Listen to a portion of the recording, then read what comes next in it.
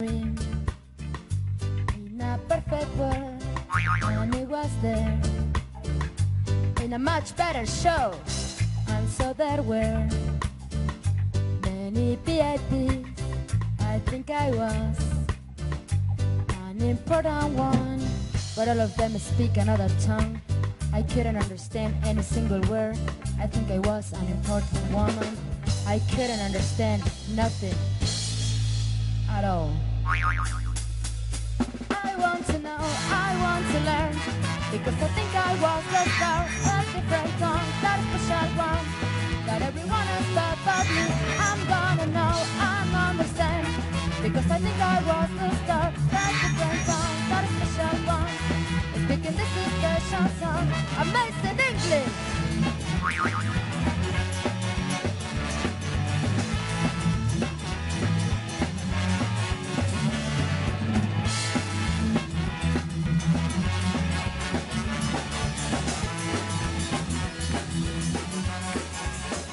Ustedes, Jeff González. Hola, soy Jeff González y hoy tendré el gusto de conducir este programa.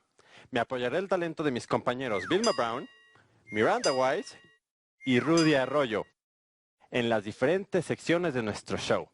Todo esto será aderezado con la música de nuestra talentosa banda, los mismísimos indeseables inquilinos. Sin más por el momento, arranquemos el show. Amazing. Amazing. Disfruta de nuestras cápsulas de ecología y viajes, el sketch y mucho más en A Much Better Show. Amazing English.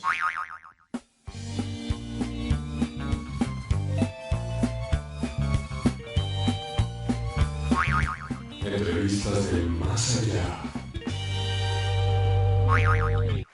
En esta ocasión, recibiremos en nuestro estudio a uno de los personajes más fascinantes en la historia del mundo del espectáculo. Un hombre sin miedo, que supo escapar a terribles peligros y divirtió a una generación ávida de misterio y fantasía.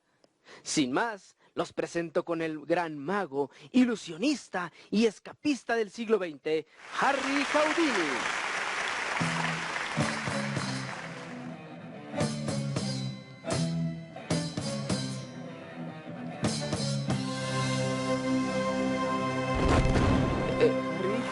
¿Qué pasa? Producción, ¿dónde está Harry? Bueno, ahora sí, amigos, con ustedes, el mago y escapista, Harry Houdini.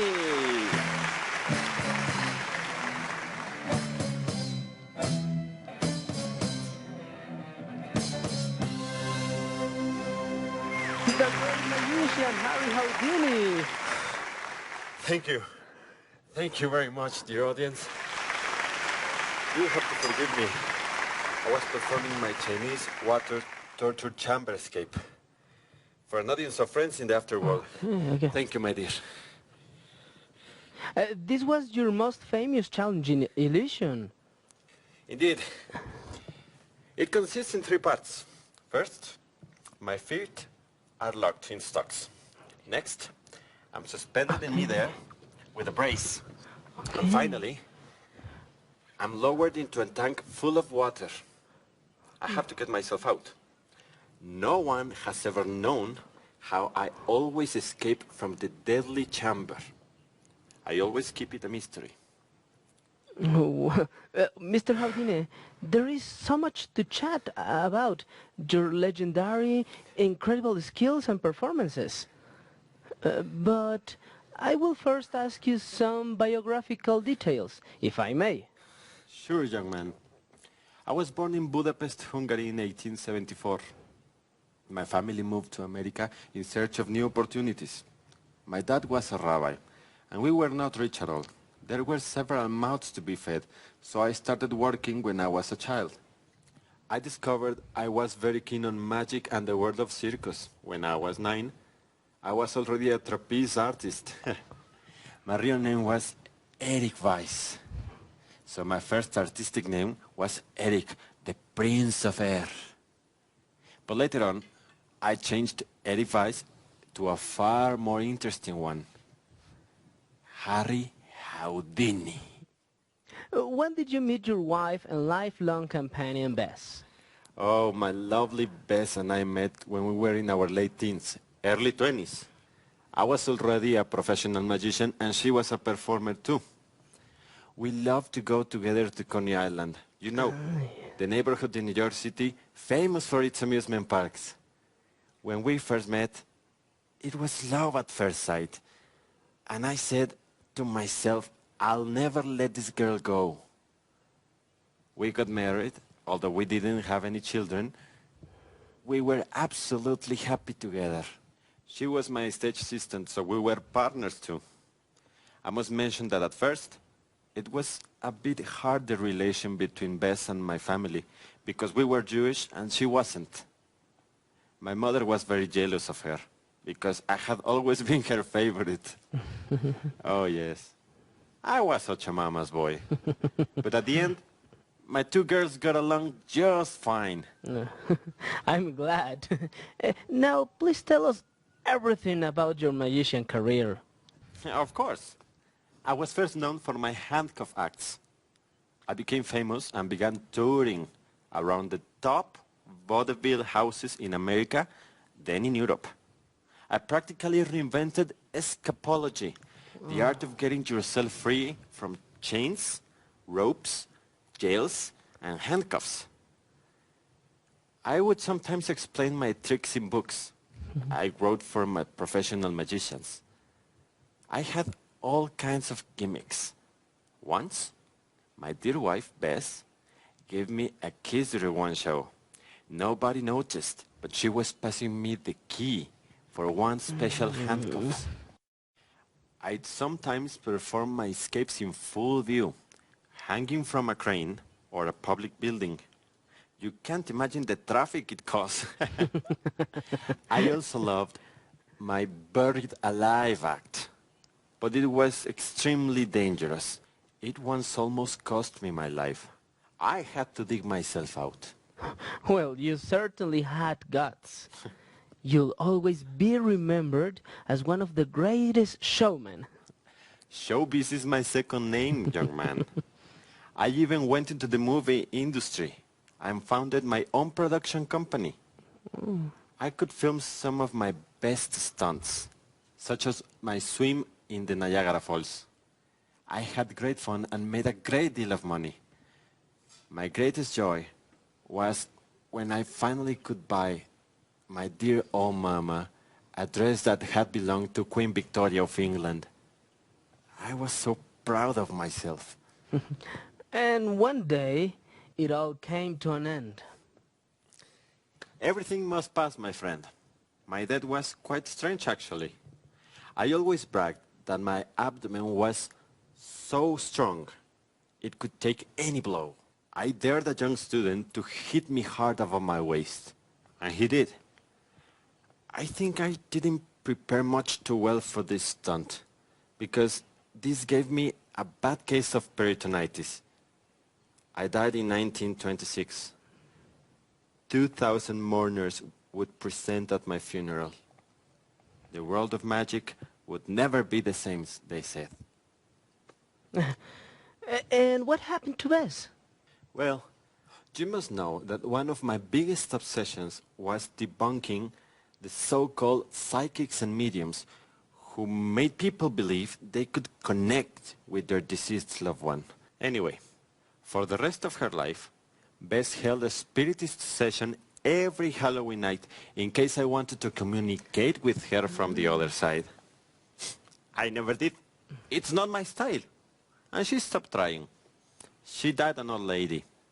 And now we are united in the afterworld. She helps me now in our shows, in front of all of our ghost friends. A Much Better Show is proud that Harry Houdini came to visit us at our studio. Let's give him a hearty applause. Thank you, my great audience. Now, I must return because the show must go on the other side. Eco-friendly tips. Caring more, wasting less. Giving your talent.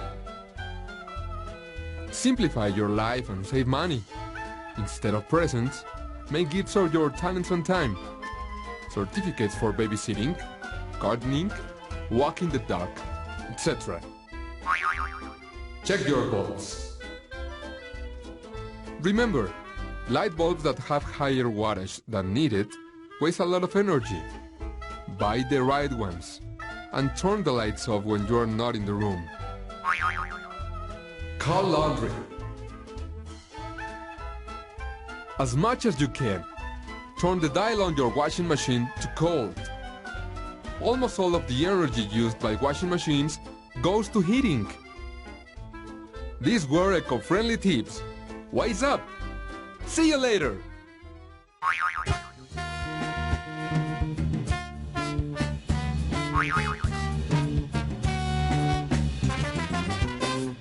Hola, este es nuestro primer flash informativo del programa de hoy. ¿Están listos? Aprenderemos el uso de will. En inglés, no existen los verbos en futuro. Lo que hacemos es agregar will a un verbo para convertirlo al tiempo futuro. Aquí van algunos ejemplos. You'll have to forgive me. But I will first ask you some biographical details, if I may. I'll never let this girl go. You'll always be remembered as one of the greatest showmen. No parece muy difícil, ¿verdad? Es cuestión de añadir will después del pronombre en cuestión, o bien usar la contracción doble L. I will, I'll. You will, you'll.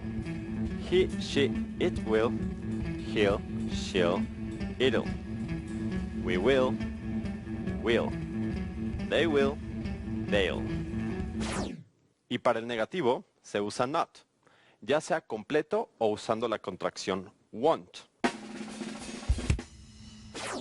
I will not, I won't. You will not, you won't. He, she, it will not. He won't, she won't, it won't. We will not, we won't. They will not, they won't.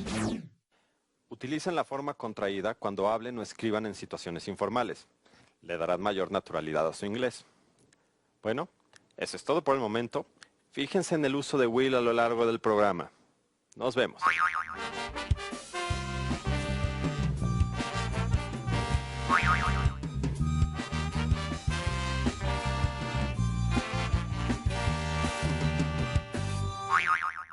These ones happened to George and Martha, a young and happy couple.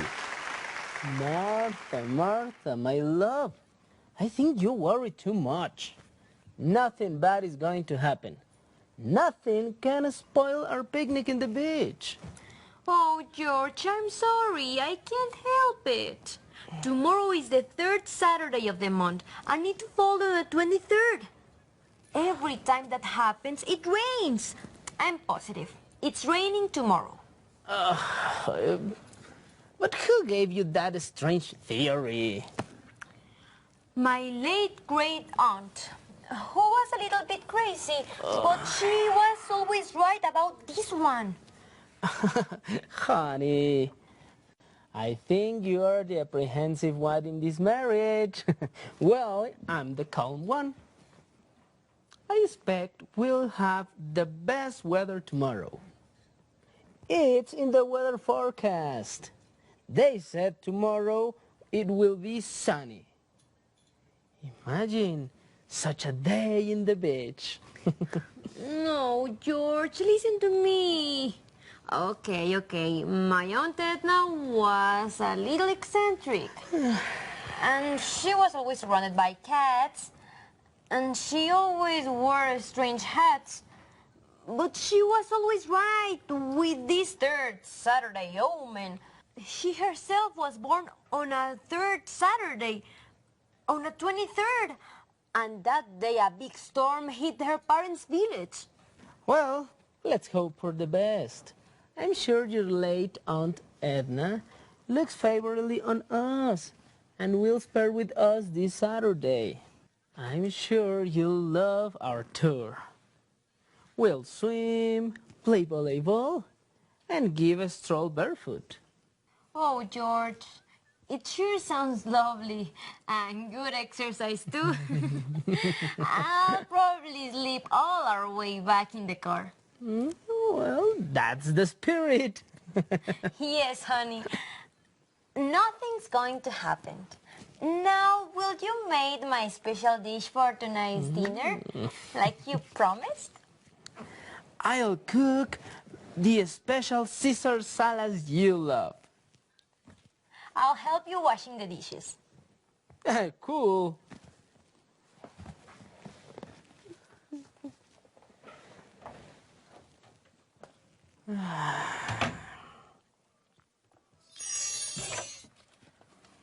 I think I'm ready, George.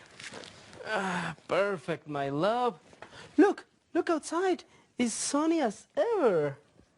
Beach picnic. Here we go. Look, they are neighbors. I think I'll say hi to them. I'll be right back.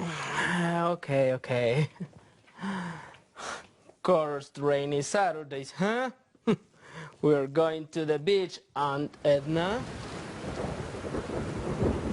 Oh, George, it just started raining. Why do I say raining? It's deluging. Our picnic. no. Can it be? My Aunt Edna's cursed rainy Saturday?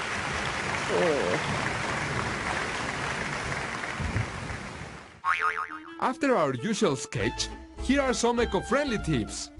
Green information, courtesy of a much better show. With a twist of lemon.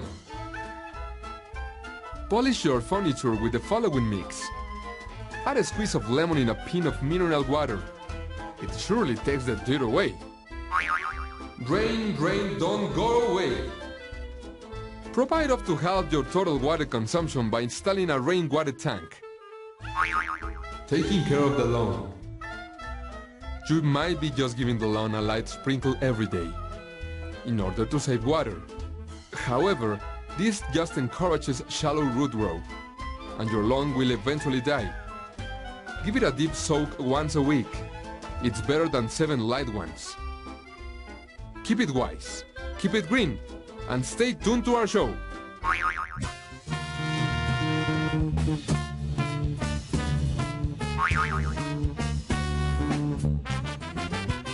Hola, bienvenidos otra vez a mi espacio, el flash informativo de este programa. Como ya dije, hoy revisamos el Modal Auxiliary Will, esa mágica palabra. Se usa en general para hablar en tiempo futuro y en específico para las siguientes situaciones. Al hacer predicciones. They said tomorrow it will be sunny. Al tomar una decisión espontánea. I think I'll say hi to them. Al prometer algo. I'll cook the special Caesar salad you love. Al ofrecer ayuda. I'll help you washing the dishes. Y para pedir que alguien haga algo. Now, will you make my special dish for tonight's dinner, like you promised? Tenga paciencia al aprender las funciones de will. Son muchas. Todo se logra con la práctica. Nos vemos luego. Now, a much better show brings you its touristy tips section. Travel notes for the bold and the curious. Hi, I'm Miranda Wise. Today's our turn to be your guides in the touristy tips section. With the two of us in charge, this will be today's show best part. And I'm Jeff Gonzalez. We are in Teotihuacan, ancient Mexican metropolis, the birthplace of the gods. I'm sure you'll love our tour. Come on, let's go. The Aztecs named it Teotihuacan, birthplace of the gods, because they related their creation myths to the city. The real name of the city is unknown. The origin of Teotihuacan is mysterious too. It is said to have been founded by the Toltec culture around the 2nd century before Christ. The city's splendor reached its peak in the 4th century before Christ, when its influence and power extended all through Mesoamerica. Teotihuacan was abandoned in the 7th or 8th century. most probably after years of slow decline. The Pyramid of the Sun is one of the largest in the American continent. While the paint and plaster that covered the pyramid no longer exist, its monumentality and beauty will always prevail. The Pyramid of the Moon is smaller, but no less interesting. Excavations have discovered skeletons, artifacts, and relics, the remains of an ancient, complex, sophisticated culture. The city's beauty doesn't entirely rely on the pyramids. Down the city's main avenue, the so-called Avenue of the Dead, lays the Temple of the Feathered Serpent. This vast area was named the Citadel by the conquering Spaniards. They believed it to be a sort of fortress. Thousands of tourists visit these and other surrounding sites in awe of whatever happened here in its glory days. Miranda and I agreed on something. Our trip highlight was the frescoes which embellished the old temples and residences. They could easily rival in beauty to the Italian Renaissance murals. In some way, the glory of Teotihuacans and other ancient Mexican frescoes was later echoed by our muralist movement in the 20th century. This was our day off in the archaeological site of Teotihuacan. I'm so happy but exhausted, Miranda. I'll probably sleep all our way back. We are Jeff Gonzalez and Miranda Weiss for tourist tips in a much better show. Stay tuned. Here are some last eco-friendly tips. In the shower. If you have to run it until the water heats up, why not catch the excess in a bucket and use it to water the garden or wash in the backyard?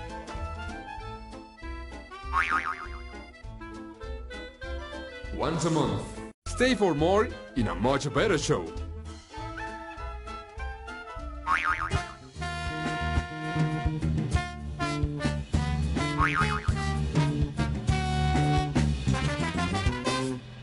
En este flash informativo veremos 3 usos más de will. Puede usarse con sure. I'm sure más sujeto más will. I'm sure you'll love our tour. Puede usarse con hope. I hope más sujeto más will. I hope we'll have the best weather tomorrow. Puede también usarse con probably. Sujeto más will más probably. I'll probably sleep all our way back in the car. ¿Ven la cantidad de usos para will? Tengan paciencia, practiquen mucho, vean mucho este programa y paulatinamente los incorporarán a su inglés.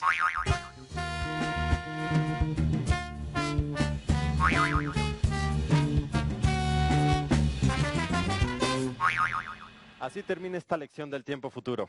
Nos vemos en la siguiente emisión de Amazing English, a Much Better Show. Gracias a todos los que hicieron este programa y a ti por vernos. Hasta el próximo semestre. I want to know, I want to learn. En este último flash informativo, recapitularemos lo que hoy aprendimos sobre will. Esta palabra se agrega a los verbos para convertirlos al futuro y se usa su forma contraída cuando hablamos y escribimos coloquialmente. Afirmativo, I will, I'll. You will, you'll. He, she, it will. He'll, she'll, it'll. We will, we'll. They will, they'll. Y en la forma negativa, I will not, I won't. You will not, you won't. He, she, it will not. He won't, she won't, it won't. We will not, we won't. They will not, they won't. Will se usa para hacer predicciones. Cuando tomamos una decisión espontánea, para prometer algo, para ofrecer ayuda, para pedir que alguien haga algo, etc. They said tomorrow it will be sunny. I'll cook the special Caesar salads you love. I'll help you washing the dishes. Now, will you make my special dish for tonight's dinner? También se usa con sure, hope y probably para expresar diferentes grados de creencia y expectativa. I'm sure you'll love our tour. I hope we'll have the best weather tomorrow. I'll probably sleep all our way back. No te pierdas la próxima emisión de Flash Informativo. Hasta la vista. Televisión educativa.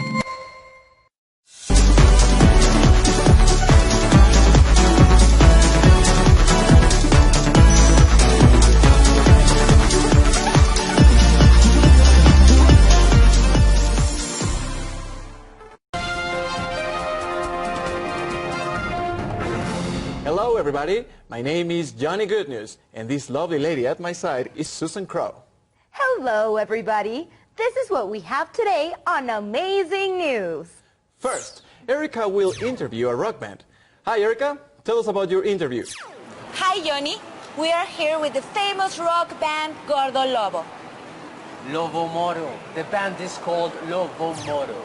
Of course, darling. And we will talk about their new album. After Erica's interview, we'll move to another part of town, where Michael Fossey is standing to report on a new restaurant.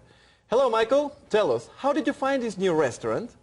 Hi Johnny, last Friday I was walking down Revolucion Street when I saw a long line of people standing on the sidewalk. They were waiting for something, and I didn't know what. So I asked one of them, "Why are you waiting here?" She explained to me that it was the opening of La Chiva Chula, a very fine restaurant. Many people wanted to eat here. Oh, I heard about that restaurant. It seems that they are going to have a lot of success. Well, we'll find out on my report today on Amazing News. Thank you, Michael. We'll see you later. What else do we have, Susan? We have a special report from Jackie Runner, who will tell us about a new sport that is gaining popularity. What is it about, Jackie? Oh, it's really amazing and exciting, Susan. I came to this gym to take part of the latest sports sensation. Last week, I was having a conversation about new sports when a friend told me about this place. You'll have to see it to believe it. Thank you, Jackie. We will come back to you for your report in a while. We will also have our amazing reports on the weather with Willie Weatherman. Thank you, Johnny. We have bad news.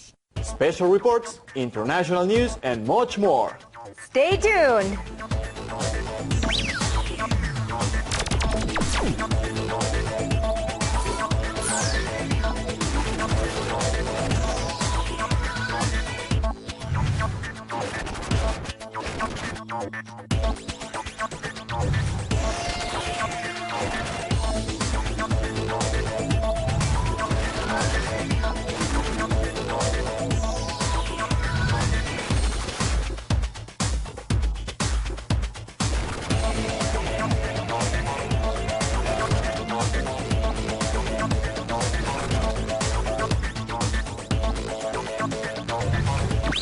Amazing en el pasado.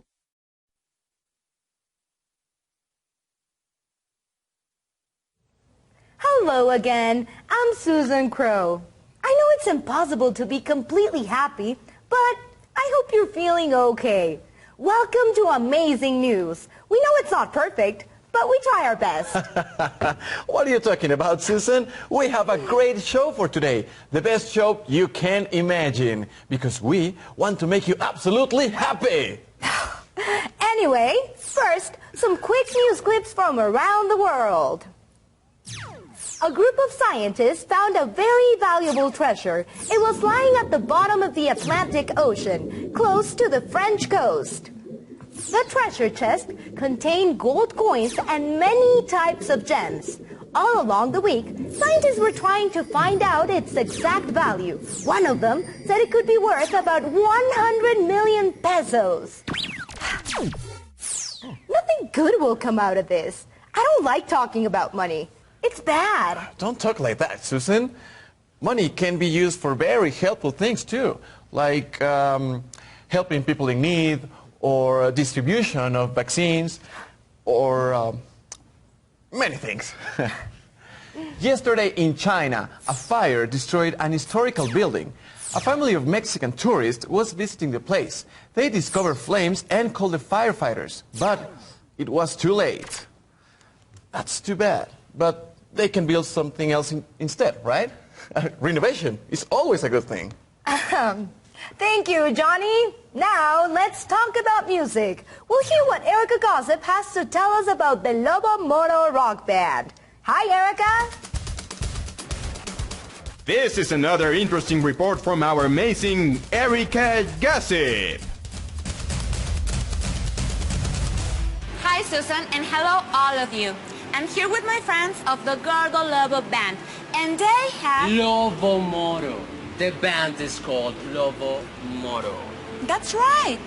I'm here with my friends of the Gordo Moro Band, and they have a lot of things going on right now. Tell us about them. Well, we were recording some new songs a few months ago. Our manager was listening to them and he fell asleep.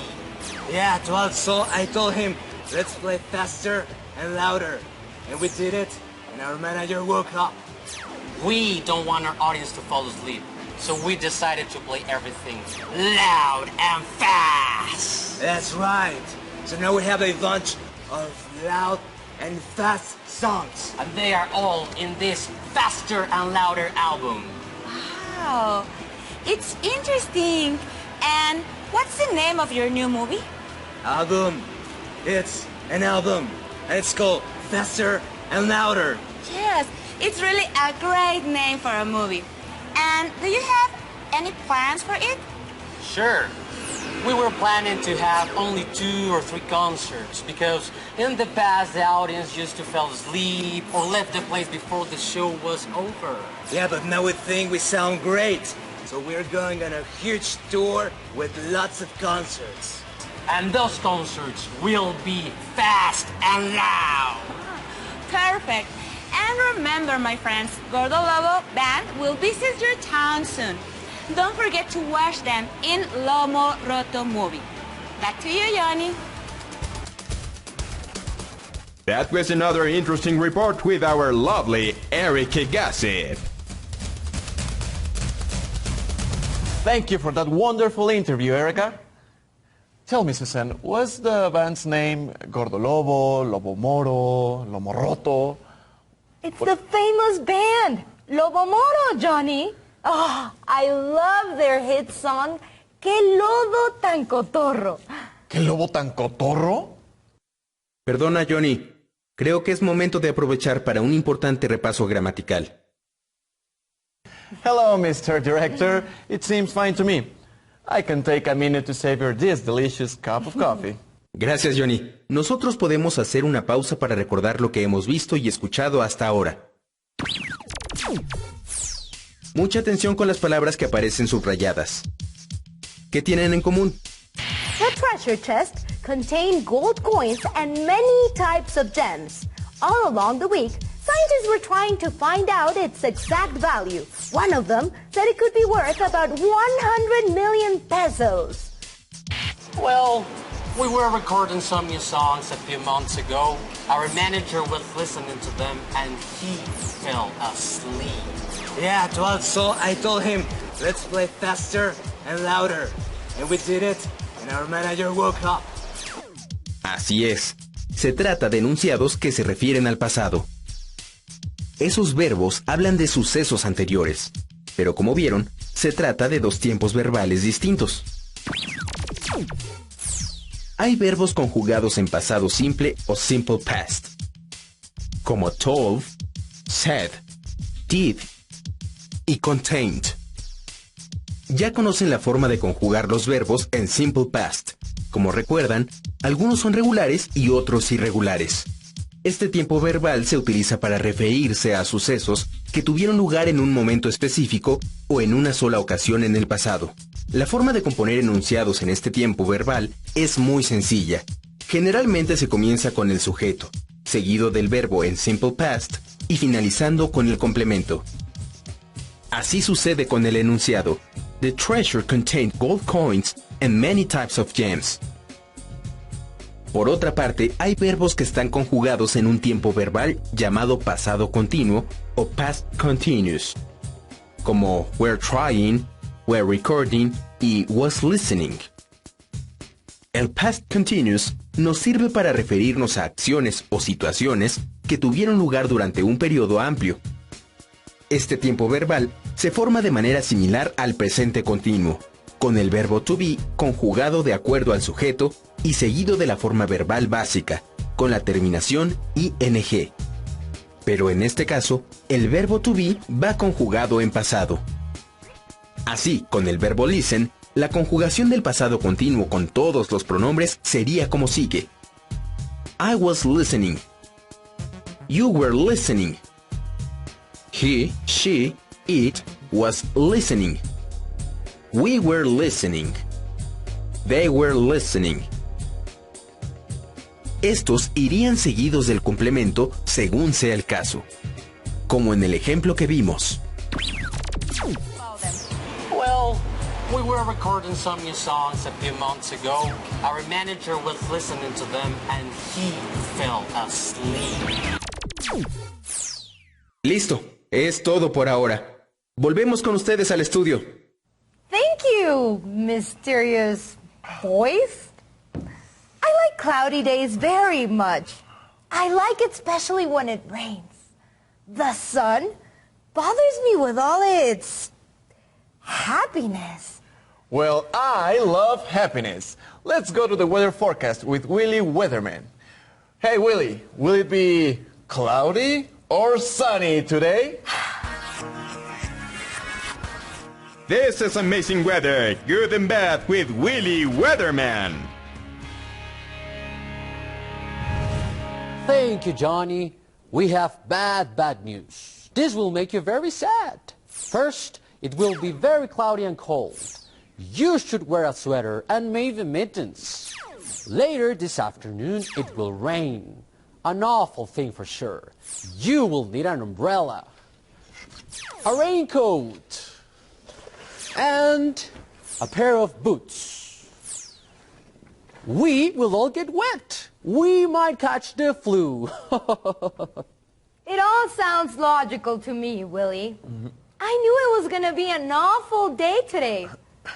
I could have a cup of tea while I watch the rain. But wait, Susan, there is bad news for you. Terrible news. After the rain, the sun will come out. It will be all warm and bright. You will need to take off your raincoat and your sweater. Your eyes will be blinded by the light. You should wear shorts and a t-shirt. Also remember to take your sunglasses with you and a sunscreen.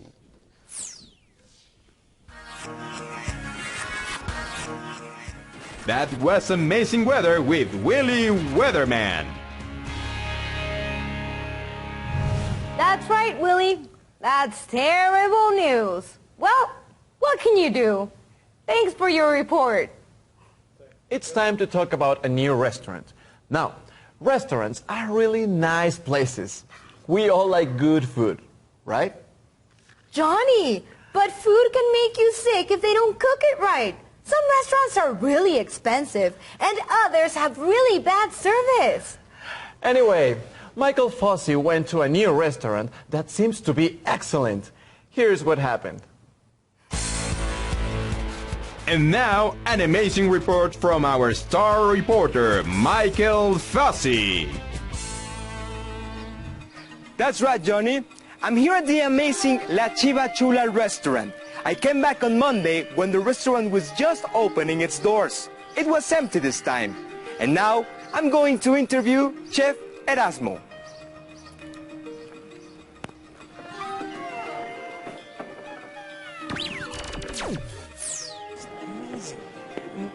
This restaurant, it's fabulous. It's driving people crazy. Hey, I'm here with Chef Erasmo. He is the chef of La Chiva Chula. Tell us, Erasmo, what have you prepared for us today? Well, we wanted to create a new concept of Mexican. Yes, you can tell us about the concept later. Right now, we would like to know, how do you cook these very interesting dishes? Well, right here, we have a vegetarian hamburger. It has large mushrooms instead of bread. And in the inside, it has many different fresh vegetables. I had the ingredients, so I started creating. And what is the recipe for this marvelous hamburger? First, I noticed I had a lot of different fresh vegetables.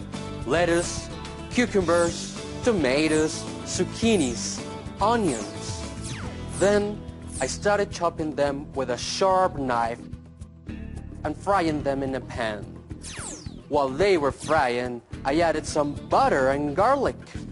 After that, I took 2 slices of portobello mushrooms and toasted them just a little. Finally, I used these slices as bread and added the vegetables between them.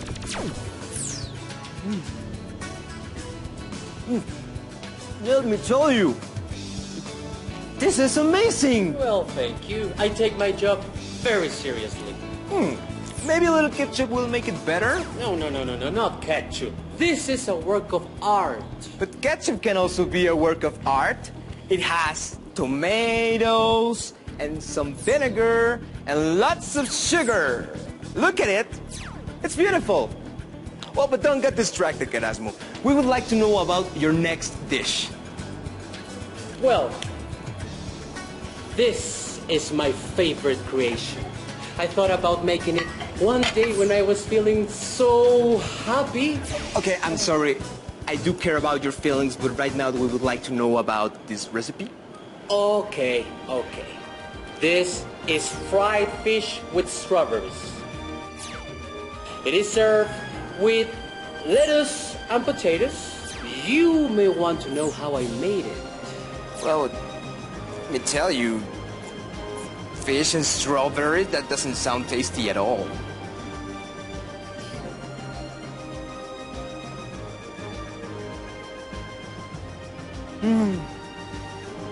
But it's so tasty! Of course it's tasty. This is the recipe. First, I fry the fish with garlic in olive oil. Later, I slice the strawberries and the lettuce. After a while, the fish was ready, so I served it. Finally, I added the strawberries and the lettuce on top.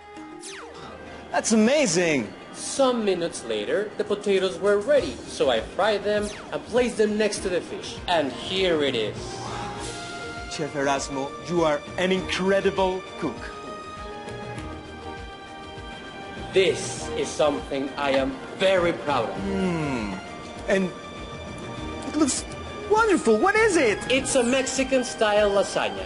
It has shrimp, cilantro, and chile. You have to come to this amazing new restaurant. You will be happy you came. Back to you, Susan. That was Michael Fuzzy with an amazing report.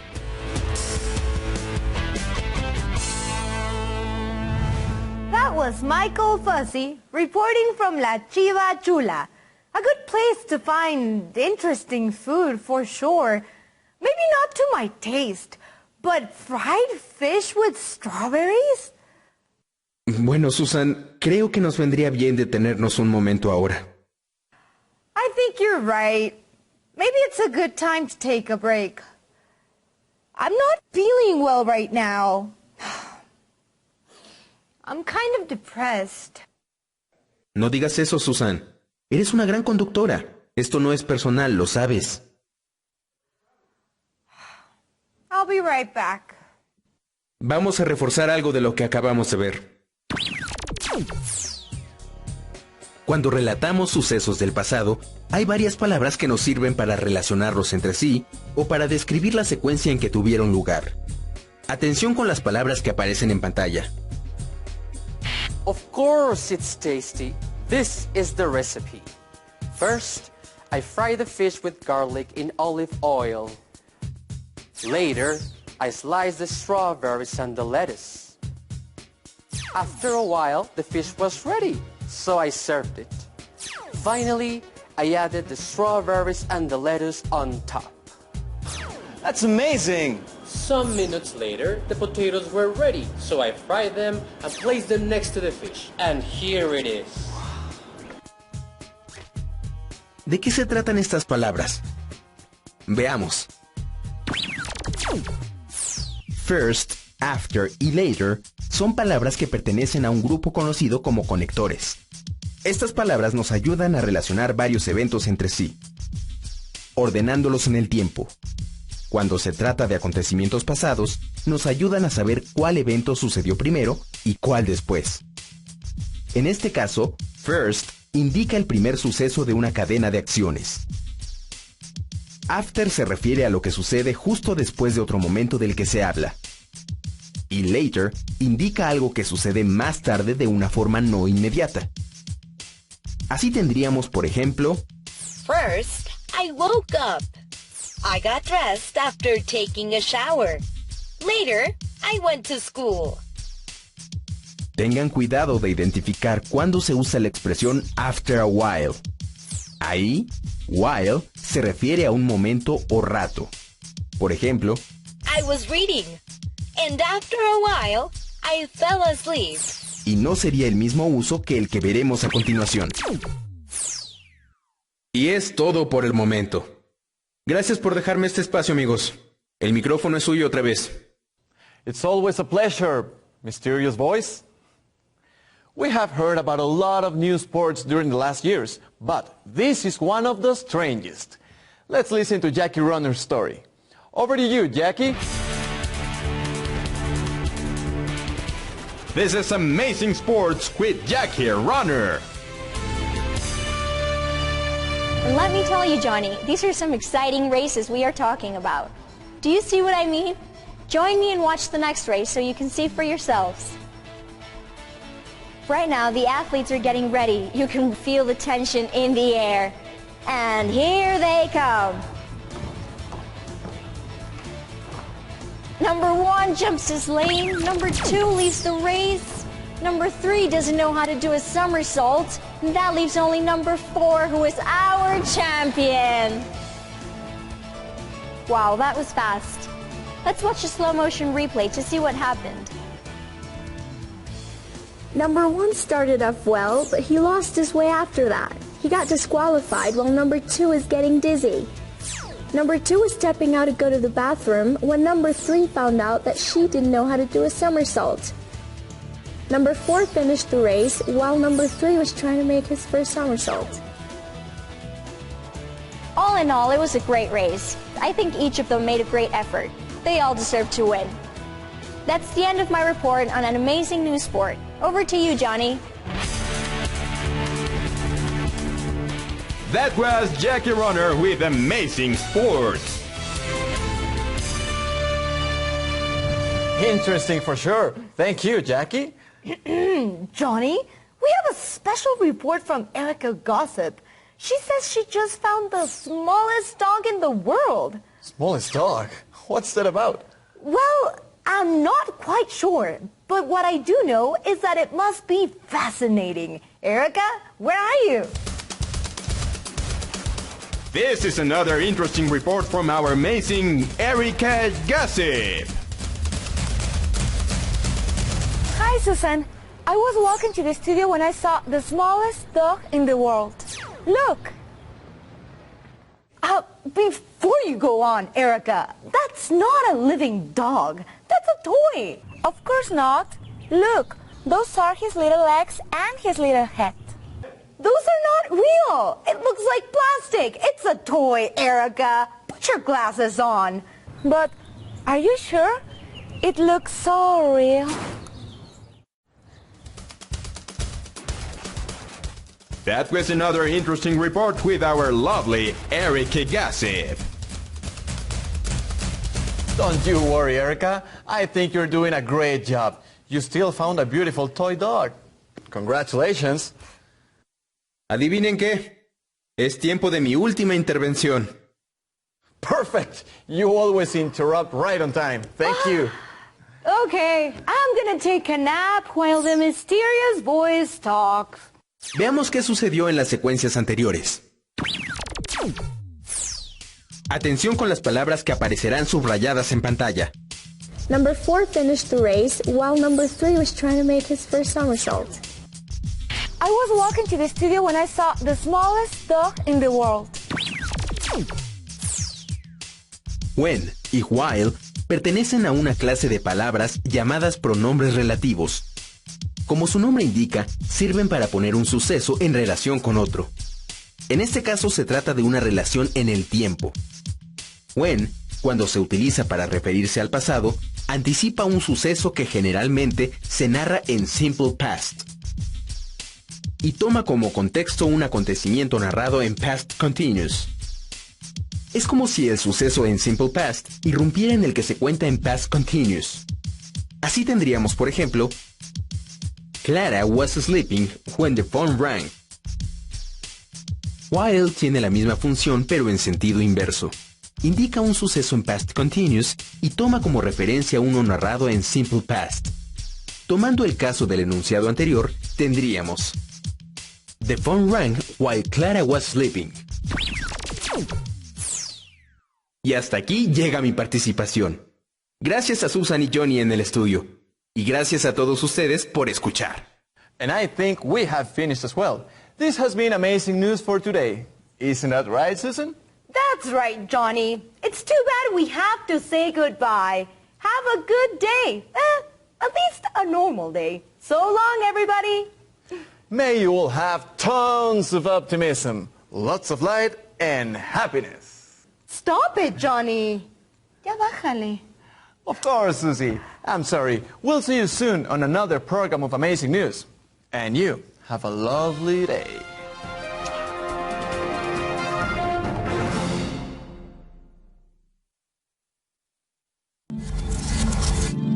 Televisión educativa.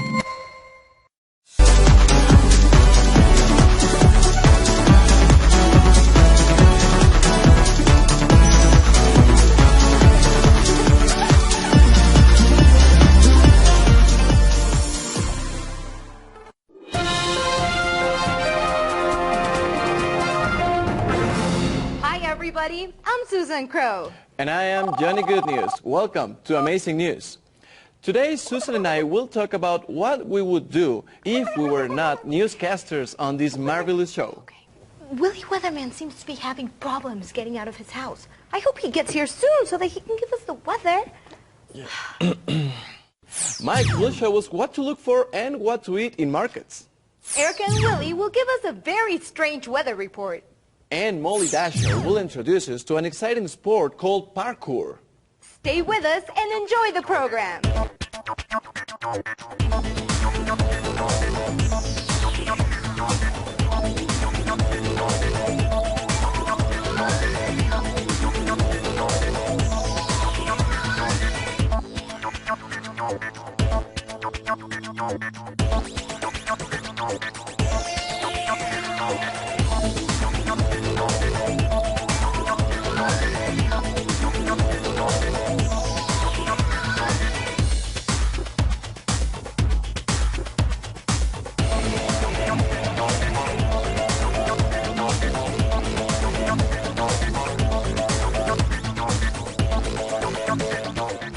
Amazing News. Lengua adicional al español 4. Programa 1. Comportamiento en situaciones hipotéticas. Hello, ladies. It's me again, your favorite television personality. Sure. Who else? Exactly. Who else? I wonder, Johnny, if you could be someone else, who would you be? What do you mean? I mean, if you had a different job. If I had a different job, I would be a singer. Can you imagine me? Singing at the Auditorio Nacional. Well, if it was the world, it was.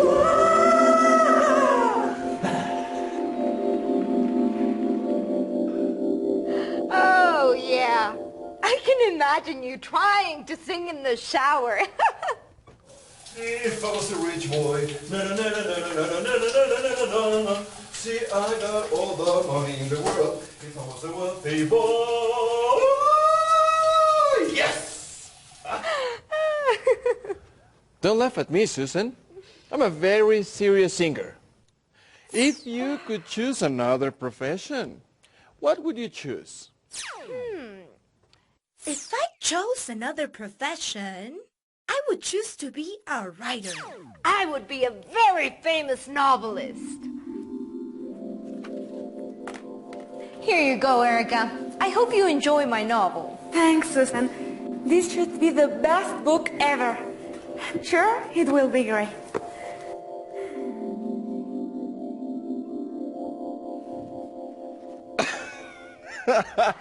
If you were a writer, that would be something to see. I can't just imagine you writing a novel.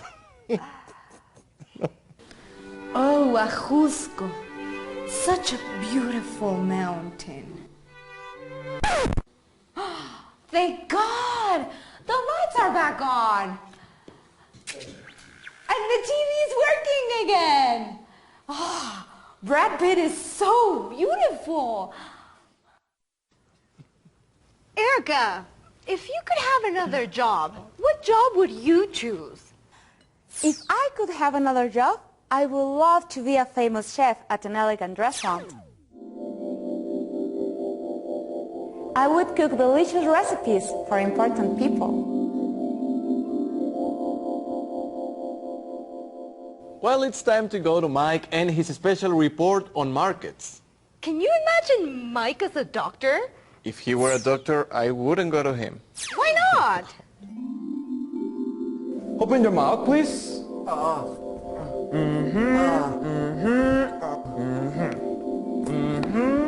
Open your mouth, please.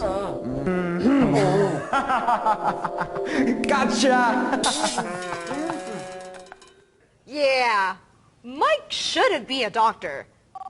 Is that a cell phone? Yes, it's yours. Hello? Let's see.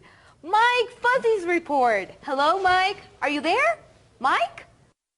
Perdón, Susan, pero es momento de que intervenga. What? But how is that possible? Okay, Mr. Director. It's your turn. Gracias, Susan. Volvemos a toparnos con la palabra if. ¿Para qué creen que nos sirva en esta ocasión? If I ate many candies, I might get tooth decay. Si comiera muchos dulces, podría tener caries. If I could fly, I would travel around the world. Si pudiera volar, viajaría alrededor del mundo. Así es. If también nos sirve para hablar de situaciones irreales, como lo hicieron Susan y Johnny. If I had a different job, I would be a singer. Si tuviera un trabajo diferente, sería cantante. If I chose another profession, I would choose to be a writer. Si eligiera otra profesión, elegiría ser escritora. ¡Ojo! If I chose another profession, I would choose to be a writer. Siempre irá al principio de la oración la palabra if. El verbo en este caso, choose, irá en pasado simple, o sea, chose. If I chose another profession. Si eligiera otra profesión. En la segunda parte del enunciado, la palabra would indica la posibilidad que elegiríamos si la primera parte de la oración ocurriera. If I chose another profession, I would choose to be a writer. Si eligiera otra profesión, elegiría ser escritora. Y por último, volvemos a encontrar el mismo verbo, pero ahora en infinitivo. En este caso, choose, elegir. Hasta el próximo repaso. Hello, my name is William F. Weatherman. They call me Willie. And I am a reporter. I'll be honest with you. I don't want to work today. But I go to work anyway because I am a responsible person.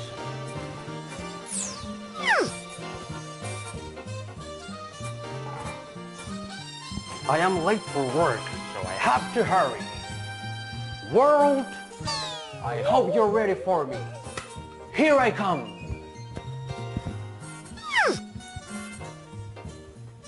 These are my friends. They think I am trustworthy. But I am not. If I were trustworthy, I would trust myself all the time. Anyway, I try to be loyal and I try to be fair.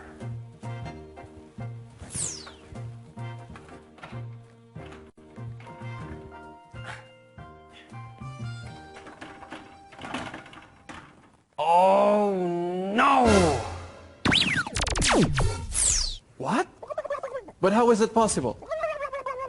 Okay, Willie, don't worry. We will help you. Yeah.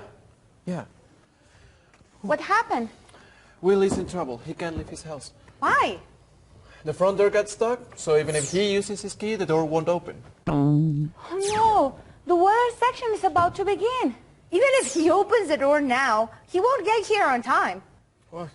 I can help him. How? Leave that to me. Just give me a little time, okay? What do we do now, Susan? We go to Michael Fussey's report. That's right, Susan. And now, on Amazing News, let's go to a special report with Michael Fussey. And now, an amazing report from our star reporter, Michael Fussey. Perdón, Mike. Debo interrumpir. Lo siento. Ha llegado un nuevo invitado al programa. Even if. ¿Para qué creen que nos sirva? Even if you run, you won't get to the movies on time. Aunque corras, no llegarás a tiempo al cine. Even if you work all night, you won't finish the project. Aunque trabajes toda la noche, no terminarás el proyecto. Even if indica que incluso si se diera una situación en particular, no cambiarían las cosas. Puede traducirse como aunque.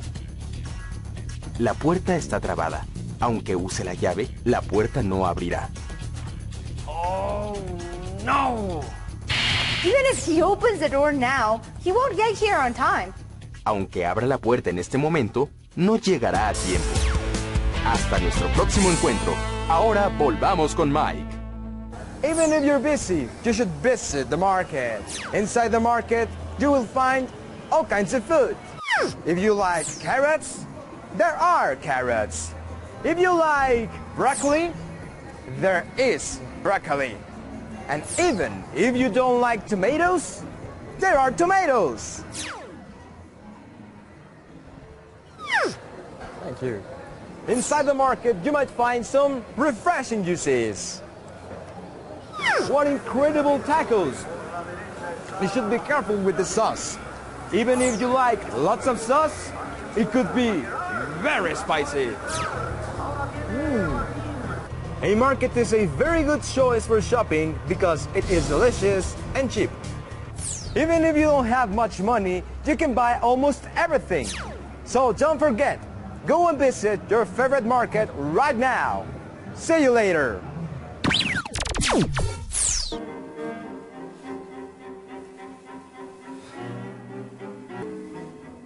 It's useless. I can't open the door.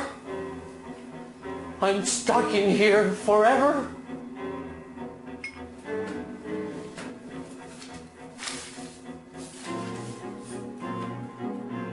Dear Mother,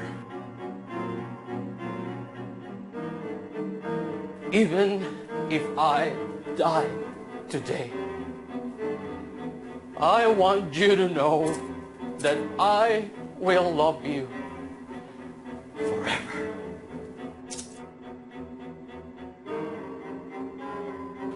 Please remember me. Is anybody home?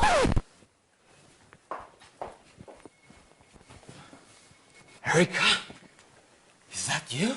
Mm-hmm. How did you get here? I have my methods. But we are late. We have to go now. Hurry up. If we were near the studio, we could get there on time. But we are not. So let's do your section of the program from here. From here? How? Trust me. This is Amazing Weather, Good and Bad with Willy Weatherman.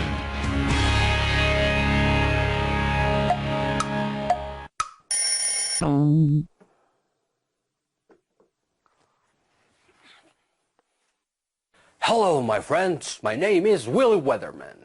This time we'll talk about the weather inside the house. The bedroom is warm, particularly the bed.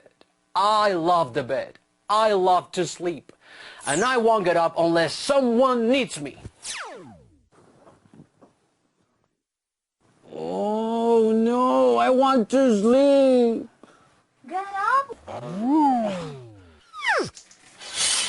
The weather in the bathroom is rainy. Never go outside on a rainy day unless you have an umbrella. The weather in the kitchen is sunny. The perfect morning to have breakfast.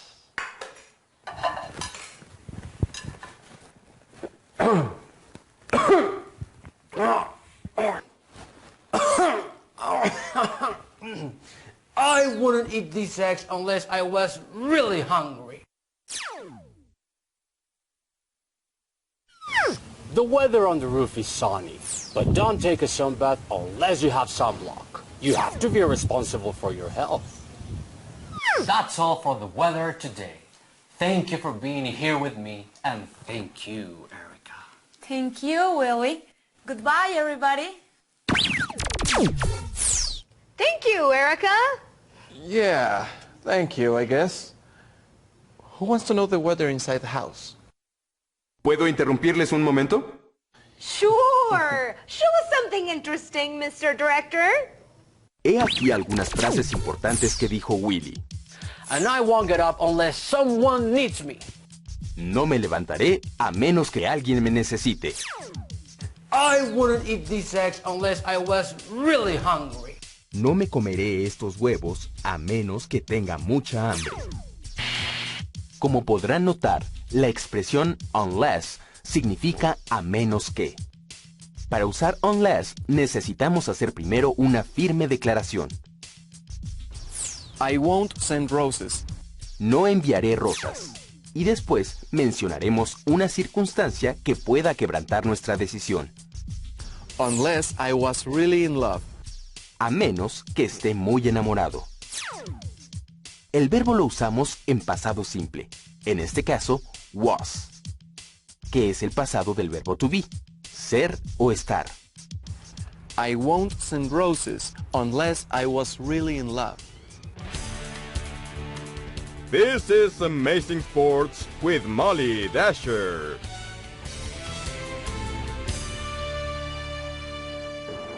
Hi everybody, I'm here with Erica, and today we want to talk to you about an amazing sport. We call it parkour. You can practice it even if you're not very flexible, don't you think, Erica? I'm not sure, Molly. It looks pretty dangerous to me. Look at him. Wow. Sure, it looks very easy. All you have to do is jump. But these professionals practice all the time. He's amazing to look at.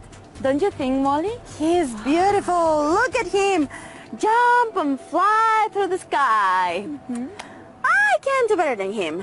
Oh, wait. You shouldn't try unless you're sure that you can do it safely. If I were not sure of that, I would practice another sport. I can do it. My second name is Danger. No, Molly. Wait.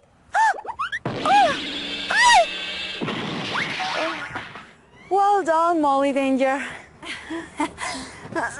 This is a fun sport, but it's also risky, so be careful. This is Erica Gossip for Molly Danger. See you later, guys. Back to you, Susan and Johnny. Wow, that looks like fun. I can't wait to try it. You will get hurt for sure, Johnny. You should try it with a professional first. You're right. Molly really hurt herself. That's all for today on Amazing News. Thank you for joining us, and we will see you next time. Goodbye.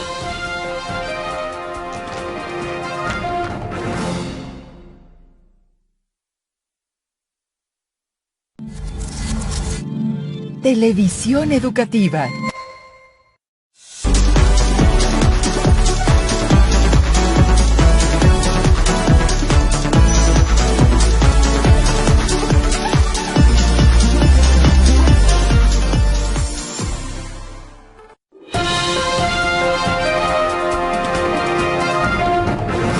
everyone! Welcome to today's amazing news! Since today is Labor Day, we have a very special program. We'll celebrate the achievements of every worker in this country with special reports and stories about different jobs and workplaces. Willie Weatherman will tell us everything about being a weather reporter. Mike Fossey and Erica Gossip will tell us what it is to work in different places, such as a firehouse and a hospital. Are you ready? Siempre se olvidan de mí. Recuerden que de vez en cuando voy a interrumpir para repasar algunos aspectos de gramática con ustedes. I'm sorry, mysterious voice. Put a smile on your face. We'll be right back.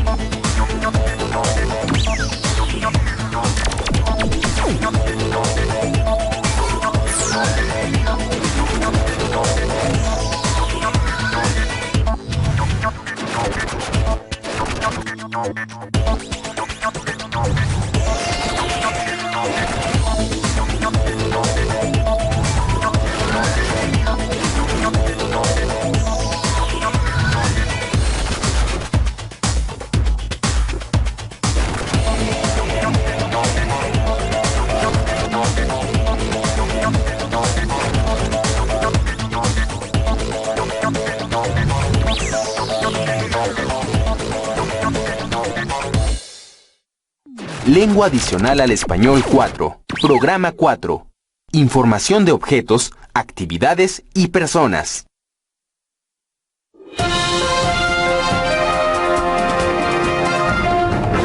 This is amazing. Today is Labor Day, a national holiday. I love it. Don't you love it, Susan?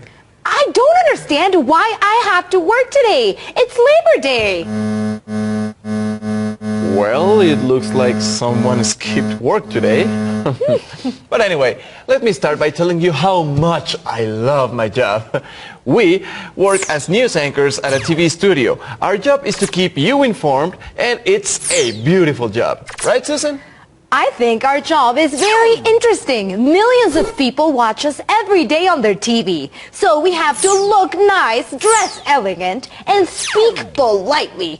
We also have to make sure we know all the news before the show. Of course. And as professionals, we can only get to work with the most competent people. Yes, although sometimes accidents can happen. But we definitely love our jobs. Let's go to Willie to see if he's ready to tell us about his profession. This is Amazing Weather, Good and Bad with Willie Weatherman. Hello everyone, and happy Labor Day. Before I give you today's weather forecast, let me tell you about how much I love my job.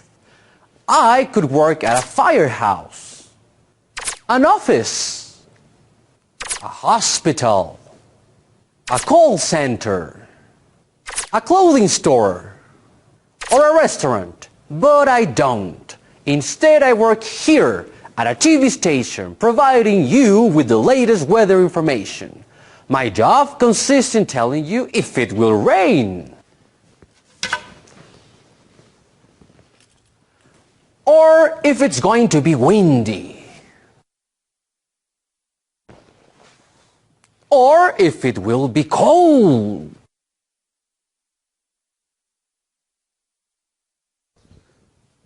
or hot.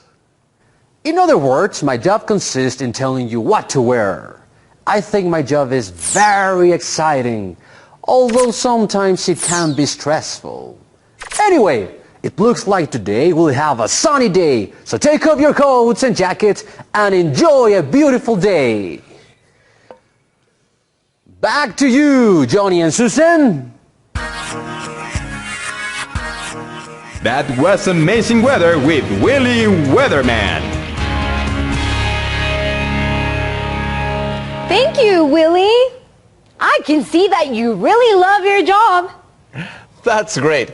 Sometimes a workplace can be large, small, old, dark, bright, ugly, hectic, loud, or crowded. And you might find your job to be stressful, demanding, or even exhausting. However, every job can also be rewarding, stimulating, and fun. No matter what you do, it's always fun when you love your job. Hablando de trabajo, ¿me permiten hacer el mío? Hey, mysterious voice, you're always on time. Please, take over. We'll be right back. Gracias, Susan y Johnny. Hagamos una pequeña pausa para analizar el contenido gramatical hasta ahora. Vamos a hablar de los adjetivos para describir los diversos trabajos y las áreas laborales. Como sabemos, un adjetivo es aquello que se utiliza para describir o calificar algo o a alguien. En este caso, hemos visto cómo los adjetivos resultan útiles para describir los diversos empleos y los diferentes lugares de trabajo. Veamos los siguientes fragmentos. Pongamos mucha atención a los adjetivos, empleos y lugares de trabajo. We work as news anchors at a TV studio. Our job is to keep you informed, and it's a beautiful job. Right, Susan? I think our job is very interesting. Millions of people watch us every day on their TV. So we have to look nice, dress elegant, and speak politely. Let me tell you about how much I love my job. I could work at a firehouse, a hospital, a clothing store, or a restaurant. Poco a poco iremos aprendiendo a utilizar los adjetivos para describir trabajos y lugares laborales. Es todo por el momento. Nos vemos más tarde. Gracias, Susan y Johnny. Regresamos con ustedes. And we're back. Sorry about our appearance. The person who did our makeup is new, which is why we look like this. I think that people that look like this should not be on TV. Relax, Susan. I mean, a little extra makeup never hurt anyone. I'm sorry, Johnny. This is not a little extra makeup. I look terrible, and that's why I'm upset. I'm sorry to hear that. Let's go to Michael to see the report that he has prepared for us. Oh, you're right. Let's go to Michael. Hello, Mike. What do you have for us today? Hey, guys. Whoa, I'm confused. Is it Labor Day or is it Halloween? That's not funny, Michael. That's not funny at all. Hey, Michael, tell us that interesting story you and Erica have prepared.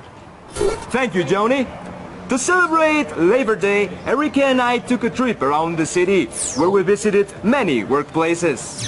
The people who work there answered some questions. Let's hear their story. First, we visited a hospital.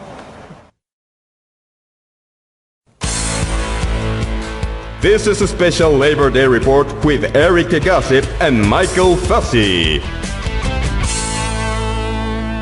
I am at the city hospital where we found a doctor to whom I will ask some questions about the work he does here. Hello, Dr. Peralta. Hello. Please, doctor, tell us more about your job here. It must be exhausting. Yes, it is exhausting, but it is also very exciting and rewarding. How's that? Well, I'm helping people feel better when they are sick, which I think is the best part of my job. Do you like working at the hospital? I like to help cure people when they are sick. That's why I love working here. Well, thank you, Dr. Peralta. Goodbye. And here is Erica with some very funny people who also work at the hospital.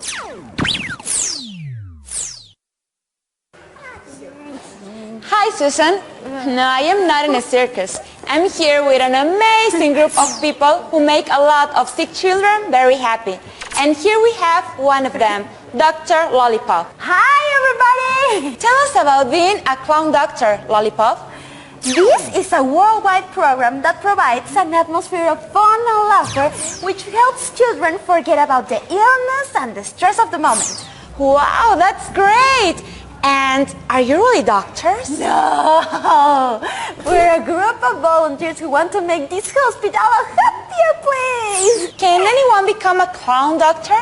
We have to train. We take courses on magic, music, psychology, storytelling. We have to know how to make children laugh, which is the best medicine. Bye! Thank you, Dr. Lollipop, and goodbye. And now, let's go to a police station where Mike will interview Officer Lopez, who will tell us about his job. Goodbye!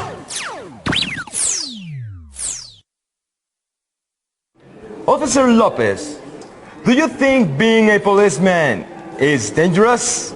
Yes, but we have received training, which allow us to handle any situation. What do you like most about being a police officer? I like the companionship of those who work with me. And what do you dislike most about your job? I think working long hours. Most of the time we work 24 hours a day, which makes me really tired.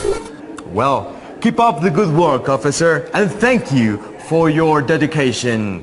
Back to Erica, who has another wonderful person that works at another dangerous job. Back to you. Red trucks racing by. As a fireman, have you ever been in a dangerous situation? My job is to be in dangerous situations. Of course. What did you like the most about your job? What was that? I'm sorry, I have to go. Well, it's always good to know that they are always ready in an emergency. This was today's story, a special report for a Labor Day. Back to you, Susan and Johnny. This was a special Labor Day report with Erica Gossip and Michael Fossey. Thanks for those amazing stories, Michael and Erica. You're welcome, Susan. It is nice being surrounded by people who perform their work selflessly. Which benefits the community. Of course, just like us, right, Susan? Anyway, thank you, Michael. And thank you, Erica, for those amazing stories. See you next time. See you later, guys. And I love your makeup.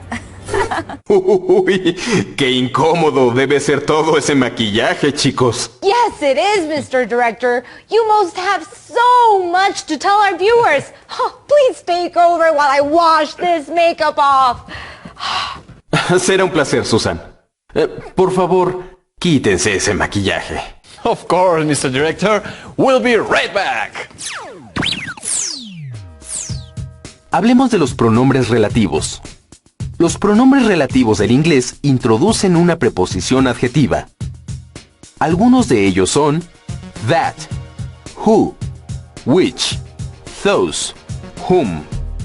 Sirven para relacionar una acción con aquel o aquello que la realiza. Pongan atención a los siguientes fragmentos, en especial a los enunciados con esos pronombres relativos. Let's go to Michael to see the report that he has prepared for us. I'm helping people feel better when they are sick, which I think is the best part of my job. I'm here with an amazing group of people who make a lot of sick children very happy. But we have received training, which allow us to handle any situation. I like the companionship of those who work with me.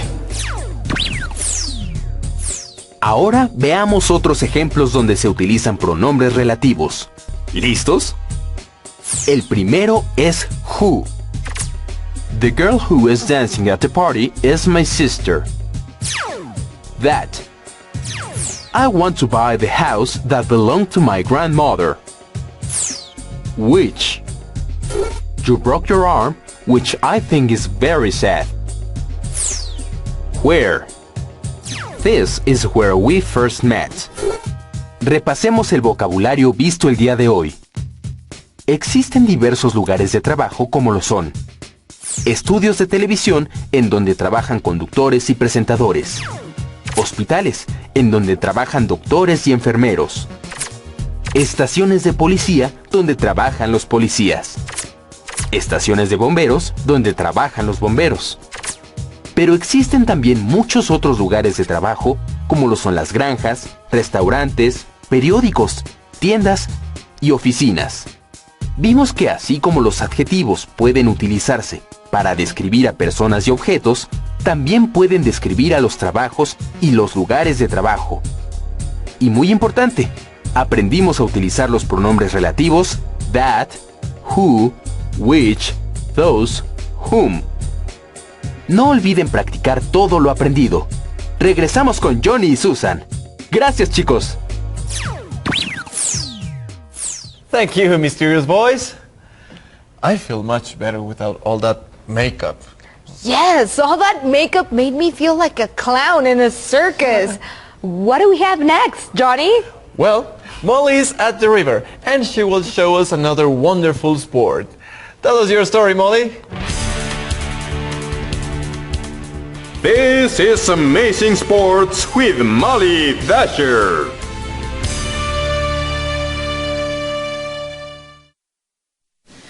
Snorkeling is a popular recreational activity, particularly in tropical resorts and scuba diving locations. It requires very little equipment, some swimming fins, a diving mask, and a snorkel, which is a rubber tube that allows you to breathe while observing underwater life. Snorkeling is also used by search and rescue teams who look for clues and evidence which were used to commit a crime. Biologists use snorkeling to observe aquatic organisms including fish, algae, and coral. Other scientists use snorkeling to look at rock formations. Snorkeling requires no special training, only the ability to swim and to breathe through the snorkel. However, for safety reasons, I recommend instruction and orientation from an experienced snorkeler who will teach you the basics. I also recommend you use sunscreen while you are swimming, which protects you from sun while you are swimming in the water, in the sea, or in the river. Also, snorkel with a friend or with a partner for safety reasons. That's all my report for today. See you later, guys! That was Molly Dasher with Amazing Sports. Thank you, Molly, for another amazing sport. I love snorkeling, Johnny. What do you like about it, Susan? It's calm and beautiful. You can discover a whole new world which is underwater. I especially enjoy it when I'm at the Riviera Maya, where I can enjoy all the coral and the tropical fish. Well, we are almost at the end of today's show. But we won't say goodbye before we thank Willie Weatherman, Michael Fuzzy, Erica Gossip, and Molly Dasher for their amazing report. Oh, of course. And thanks to the mysterious voice, too, for teaching us so much. I'm Susan Crow. And I am Johnny Good News. See you next time on Amazing News.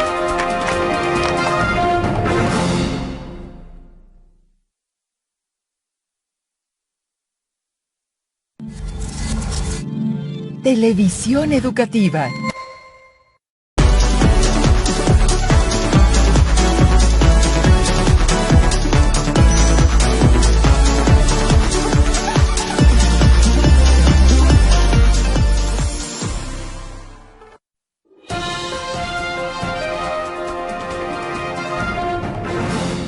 Today on Amazing News, summer is coming and everybody will go on vacation. What will you do on your free time? We have some suggestions for you. Michael Fuzzy will show us some of the best restaurants, hotels, and fun places to have a great summer. And Molly Dasher will go on a very exciting expedition to the rainforest. She will show us real adventure travel. And we will show you how to prepare a nice fruit salad. Stay tuned and welcome to Amazing News.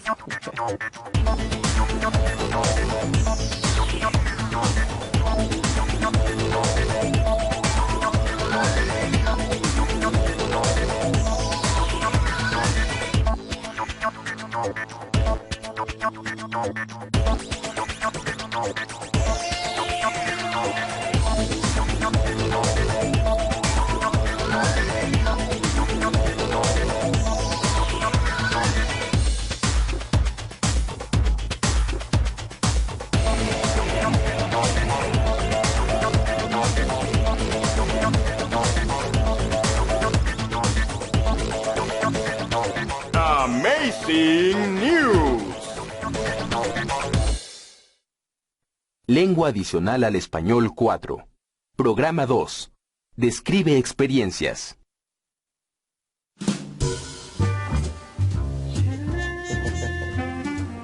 These sunglasses are perfect for my trip to Puerto Vallarta. Nobody cares about your sunglasses, Johnny. Besides, we're not on vacation yet. Stay focused. Read your notes. I had worked for years before you came to the station.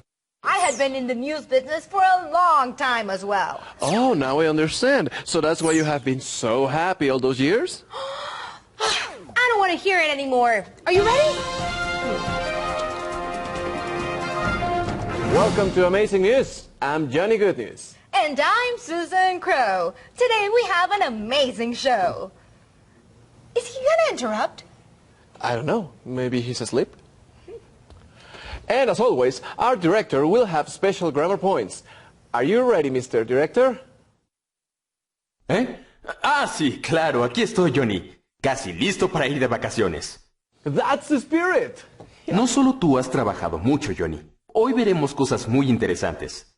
¿Bien? Aprovechemos la pausa y hablemos de gramática. Durante la presentación del noticiero, Susan y Johnny conversaron sobre cuánto tiempo han trabajado en televisión. Para hacerlo, utilizaron el pretérito perfecto o past perfect. I had worked for years before you came to the station. I had been in the news business for a long time as well. El past perfect se usa sobre todo en dos casos. Caso 1. Hablar de una acción que ocurrió y terminó antes de otro evento pasado. Por ejemplo, I had eaten all the rice when you arrived at the restaurant. Es decir, ya me había comido todo el arroz cuando llegaste al restaurante. Una acción en el pasado. Ya me había comido todo el arroz. Ocurrió y terminó antes de otra acción en el pasado. Llegaste al restaurante. En el caso 2, usamos past perfect para hablar de una acción que ocurrió antes de un momento específico del pasado. He had finished his homework before the 10 o'clock news. Es decir, él ya había terminado su tarea antes de las noticias de las 10. La acción de terminar la tarea concluyó antes del noticiero de las 10.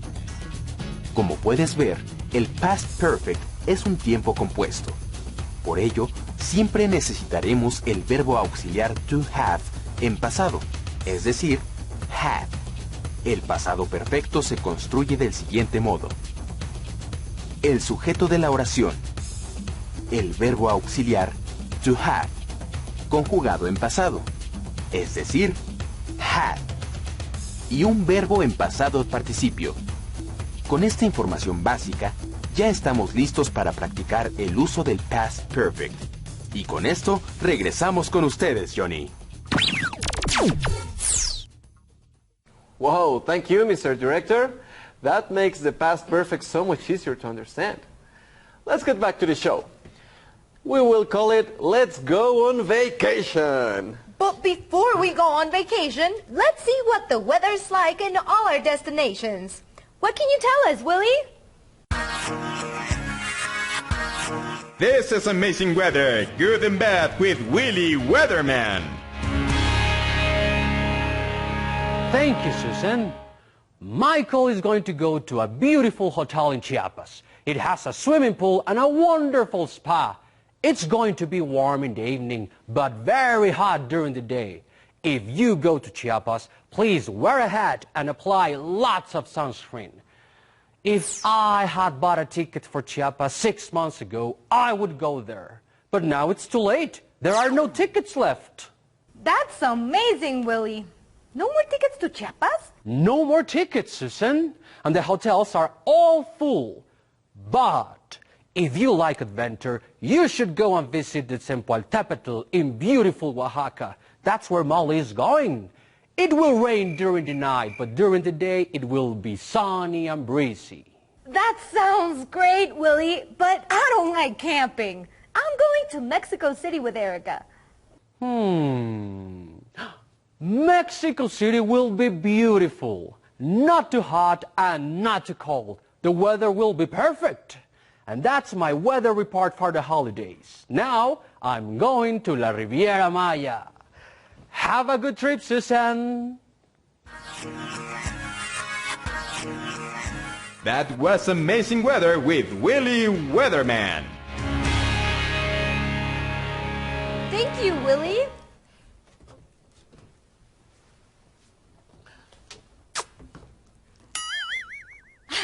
And now, let's go to Chiapas, where Michael Fuzzy has a special report on the best places to spend your vacation.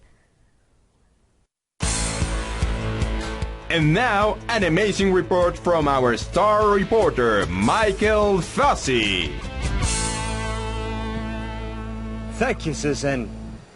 I am here, in paradise.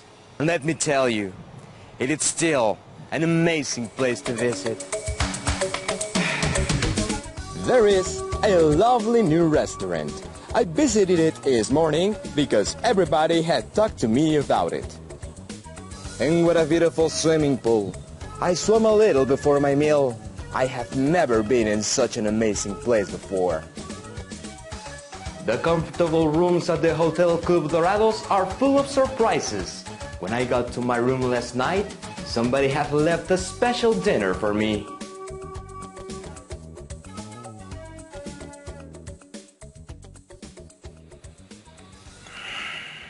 So if you're planning to go on vacations, try El Dorados Posada Hotel.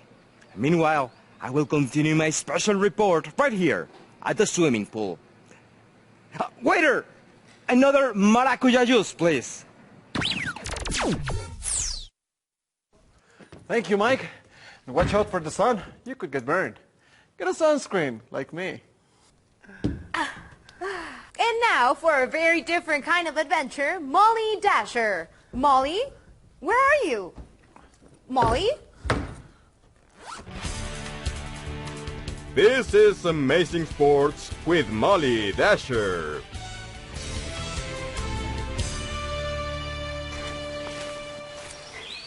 Hi, Susan. I'm here. I don't know where I am. When we arrived here yesterday, we hadn't realized we were in real danger. We can die of cold, or devoured by a wild animal, or abducted by an alien civilization.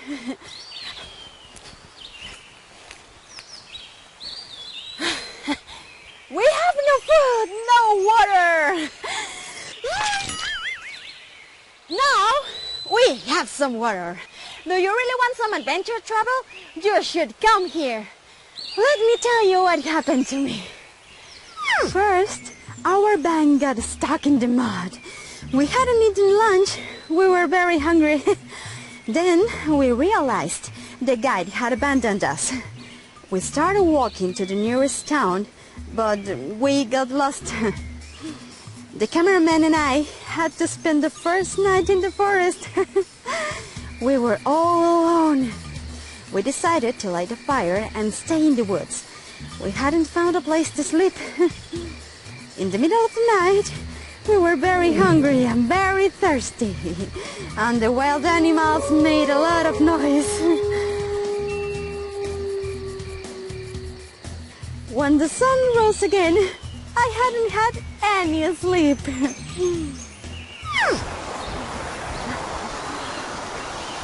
So you see, this is real adventure traveling. I love this. This is great. You should come here on vacation.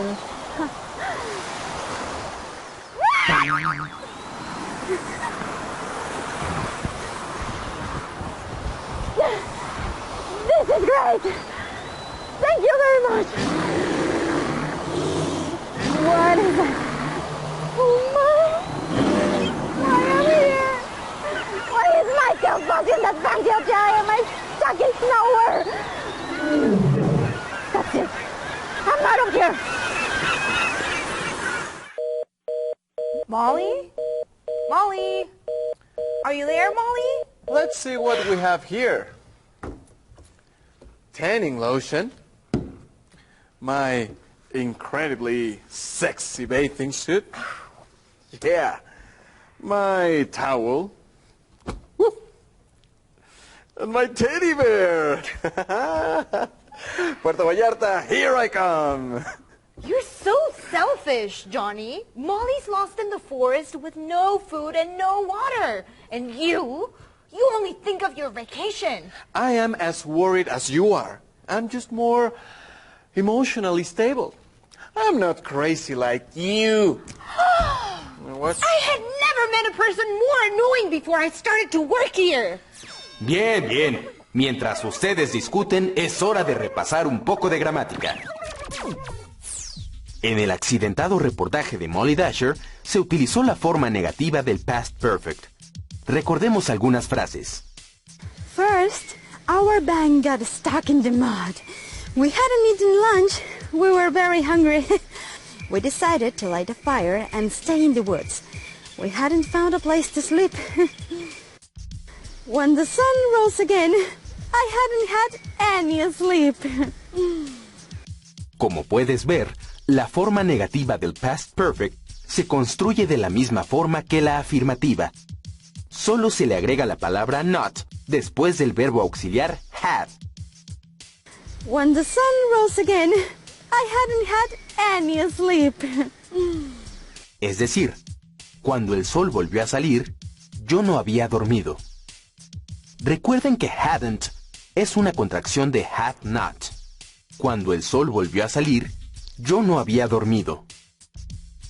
La construcción de la forma negativa del past perfect es verbo auxiliar had, adverbio de negación not y verbo principal en pasado participio. Existe otra manera de crear la forma negativa del past perfect.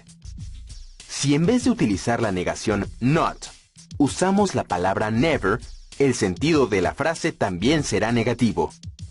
Molly had never been lost before her summer vacation. Es decir, Molly nunca se había perdido antes de sus vacaciones de verano. 1001, 1002, 1003. Are you sure? Yes. We asked in all the police stations an hour ago and they haven't found her. Okay, I'll wait. When I was a child, I got lost going to school. I was scared. My mother and my father were away on vacation in Acapulco.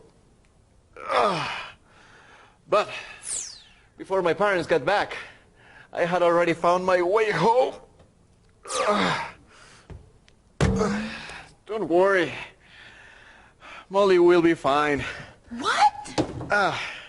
I said I had already found my way home. Johnny, you're on the air. What? Next on Amazing News.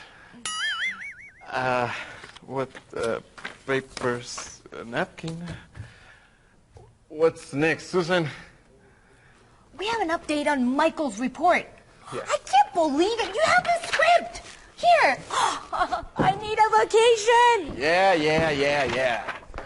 Michael, can you hear me? I can hear you, Joni. Oh, give us our update. I think I spent too much time in the sun. And this is really painful. So please, if you're at home, don't come here. You don't want to risk your life. This is Michael Fuzzy, and this is a horrible way to spend my vacation. Please, somebody call a doctor. This is Michael Fuzzy, reporting from Chiapas. Back to you, Joni. That was Michael Fuzzy with an amazing report. Johnny, ¿estás ahí? Se está despidiendo Michael. Johnny. It seems Johnny just left.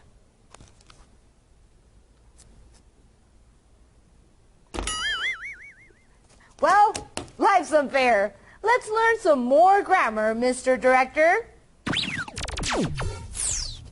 Hablemos ahora de la forma interrogativa del pretérito perfecto. Aquí tenemos un ejemplo. Have you taken your suitcase with you? Como seguramente ya lo sabes, las oraciones interrogativas en inglés suelen formarse invirtiendo el orden del sujeto y del verbo o el auxiliar. En el caso del past perfect, se aplica también esta regla. Mira este ejemplo. Have you seen the TV show before they canceled it? ¿Habías visto el programa de televisión antes de que lo cancelaran? La oración interrogativa comienza con el auxiliar to have, conjugado en pasado, es decir, had. El sujeto de la oración, un verbo en pasado participio y el complemento. Eso es todo por ahorita, Susan. Thank you, Mr. Director. But before we go on, I want to see how Erica Gossip is doing in Mexico City. Hi, Erica. How are you doing in the capital? Thank you, Susan. I am here, one of the most beautiful avenues in the world. It is Paseo de la Reforma in Mexico City. It has been compared with Champs-Élysées in Paris and Ringstrasse in Vienna. In 1854, Emperor Maximilian commissioned the avenue that will take him from his home in Chapultepec Castle to his place of work in the Zócalo. Reforma has many famous monuments. Among them is this magnificent fountain of the Greek goddess of the hunt, Diana. It was designed by Vicente Mendiola and sculpted by Juan Fernando Olaguibel in the 1940s. It has been relocated several times along the avenue. This monument on the corner of Reforma and Insurgentes is in honor of the last Aztec Emperor Cuauhtémoc. He fought to his death against the Spanish conquerors in 1525. The monument was built in 1887. Finally, this grand column known as the Ángel de la Independencia was inaugurated in 1910 to celebrate the centennial of the Mexican War of Independence. Its base is surrounded by national heroes such as Hidalgo, Morelos, Mina, Bravo, and Guerrero. This monument is one of the most emblematic of Mexico City. Isn't it beautiful, Susan? It is, Erica. It's magnificent. I think Paseo de la Reforma is the most amazing avenue in the world. I will be seeing you tonight, Erica. I hope you bought tickets to the theater. I bought tickets for Dogs. It had been the best theater production for years, and now it is a new production with awesome songs. That sounds great, Erica. I had seen this musical 10 years ago when I was in prepa.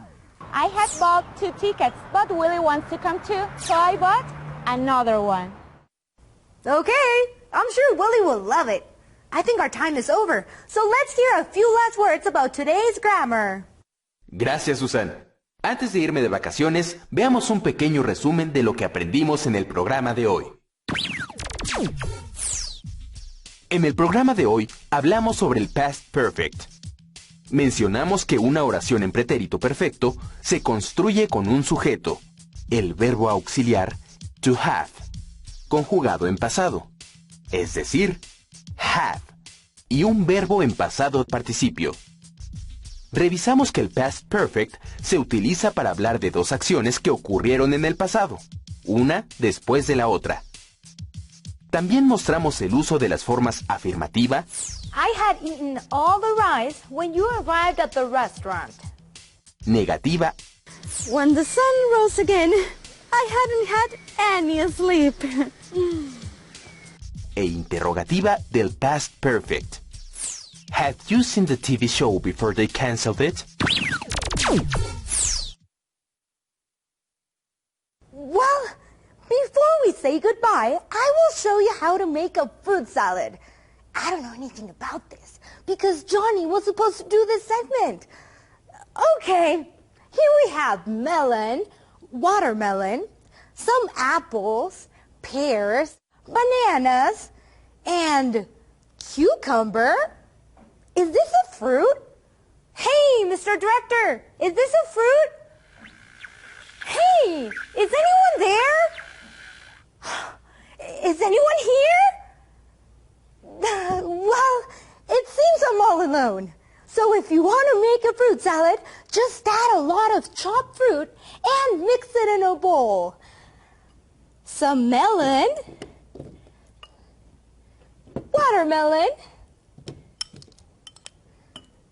apple, cucumber, and papaya.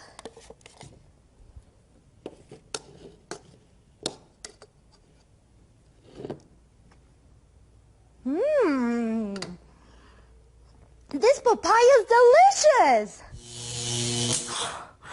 I'm leaving. I deserve a vacation too. Hey, is anyone there? Open up. I'm still here. Hey.